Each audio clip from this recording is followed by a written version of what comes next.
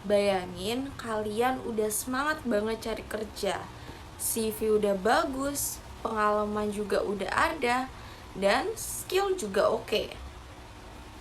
Tapi pas kalian lihat syarat lowongannya ada tulisan maksimal usia 25 tahun dan berpenampilan menarik.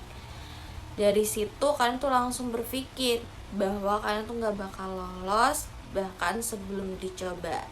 Nah, kalian tahu nggak sih kenapa hal tersebut itu masih sering terjadi?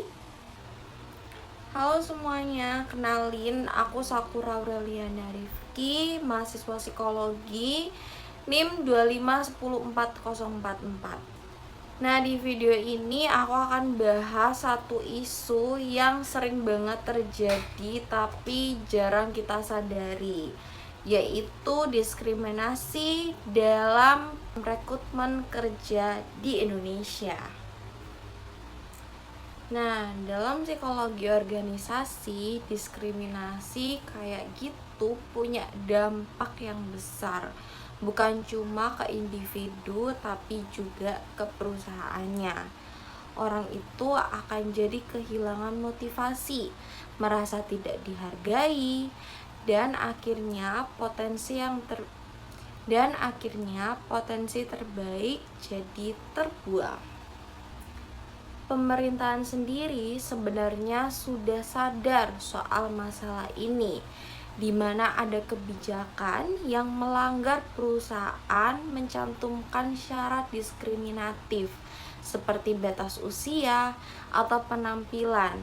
Tapi apakah itu sudah cukup?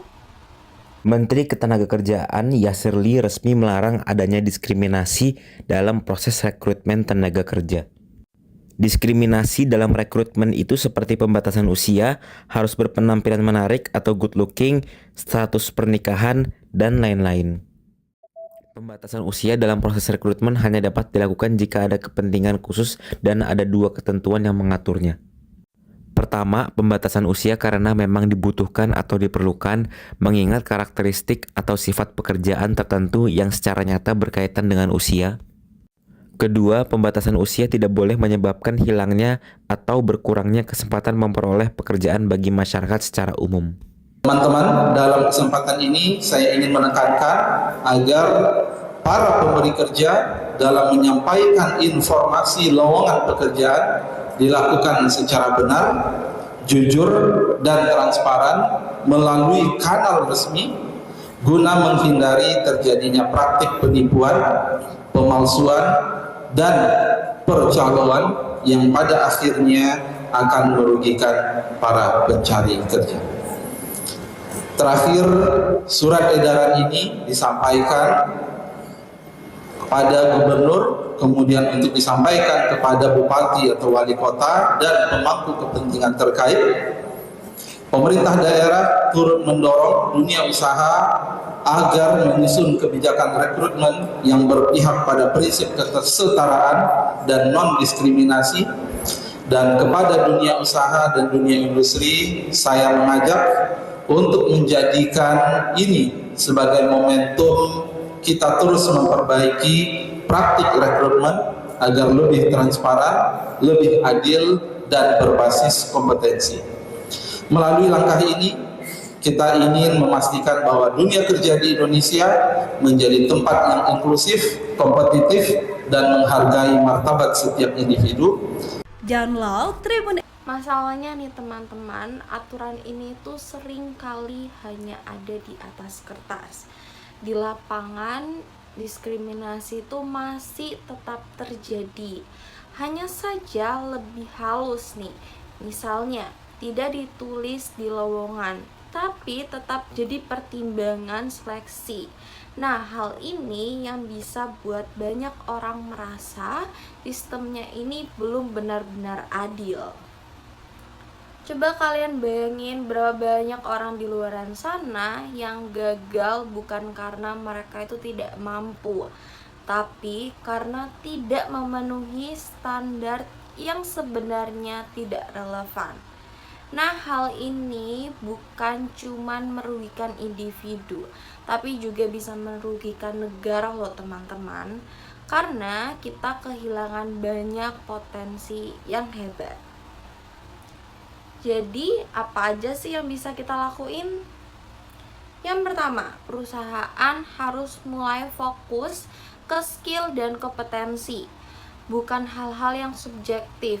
Yang kedua, HRD perlu lebih sadar soal bias yang mereka miliki. Dan yang paling penting, pemerintahan juga harus membuat aturan yang lebih tegas, bukan hanya sekedar himbauan. Pasti banyak orang Indonesia yang ngalamin hal ini. Ada yang ditolak cuman karena umur, ada juga yang ditolak karena penampilan, bahkan ada juga yang ditolak hanya karena gender. Padahal ya teman-teman, kemampuan mereka itu belum tentu kalah. Jadi ini tuh bukan cuma soal kerjaan, tapi soal keadilan. Nah, kata dalam psikologi organisasi, lingkungan kerja yang adil akan mencapai kinerja yang optimal. Artinya, kalau kita ingin perusahaan maju, kita juga harus memulai dari keadilan. Jadi, diskriminasi dalam rekrutmen pekerjaan bukan hal yang kecil ya teman-teman. Ini adalah masalah yang nyata yang dimana masih terjadi bahkan sampai sekarang. Jadi, tiap perusahaan selalu dimulai dari kesadaran. Dan mungkin kalian juga bisa mulai berani mempertanyakan kenapa syarat itu harus ada. Baik, itu tadi video singkat tentang isu diskriminasi pekerjaan di Indonesia. Terima kasih sudah menonton video ini. Semoga video ini membantu. Dadah.